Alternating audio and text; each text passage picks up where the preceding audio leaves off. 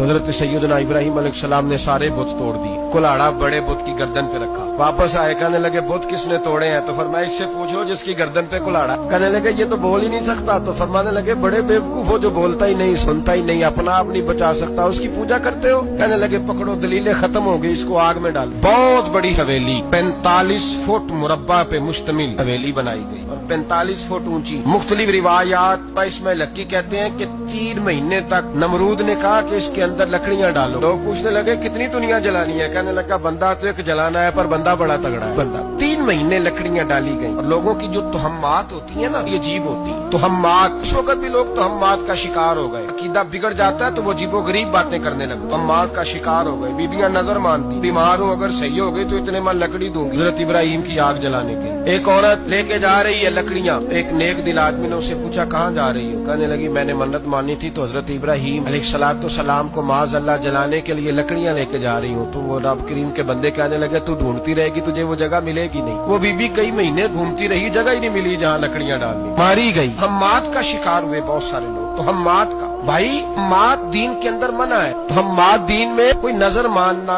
کسی بزرگ کے مزار پہ جا کے سالے ثواب کے لیے کوئی چیز ماننا یہ تو درست ہوا، لیکن غیر شرعی نظریں مان لینا کہ میں آگ کے گرد چکر لگاؤں گا، میں جناب وہاں جا کے یہ والا تماشا کروں گا، میں دھاگا باندھوں گا، میں رسا کاٹوں گا، میں وہاں گندے ہوں سے پانی پیوں گا، کی شریعت اجازت تو ہمات ہے، شگونی ہے، دین میں ان کی کوئی گنجائش ہے۔ آپ در ماننے سے پہلے بھی کسی عالم سے رابطہ کریں کہ میں منت مانگنے لگاؤں تو کیسے ماننی چاہیے، طریقہ پوچھ۔ ایسے ہی غلط چیز کی منت تھوڑی مان لی جائے۔ ہر علامدام برسر مطلب ابراہیم کے لیے آگ جلائی گئی، 40 فٹ اونچی آگ ہے، پرندہ بھی اوپر سے گزرتا ہے تو نیچے گر جاتا ہے جل کے، اتنے دن لگا کے آگ جلائی گئی۔ اب حضرت ابراہیم کو جلایا جانے لگا۔ یہاں تو موجے ہے نا، جو کسی ادارے کا سربراہ ہے اس کے لیے موج، کسی جگہ آفیسر بن گیا تو موج ہے، پیر صاحب کے لیے موج ہے، علامہ صاحب کے لیے موج ہے، خطیب صاحب کے لیے موج ہے۔ جلنا کس کو پڑتا؟ حال ہی کوئی نہیں رہا الا ماشاءاللہ، وہ لوگ گزر گئے، تکلیفیں سہ کے کام کرتے تھے، گزر گیا زمانہ۔ حضرت سیدنا ابراہیم علیہ السلام کو جلایا جانے لگا ہے تو اب اتنی بڑی آگ ہے تو ڈالے کیسے؟ شیطان نے تجویز دی کہ منجنیق بناؤ، منجنیق بڑے بڑے بانس باندھ کے ان کے نیچے رسا باندھو، وہ جس طرح نے کے لیے جھولا بنایا جاتا ہے اس طرح ایک منجنیق اپنے زمانے میں اس میں پتھر رکھ کے پھینکے جاتے تھے دشمنوں پہ، وہ منجنیق بنائی گئی کہ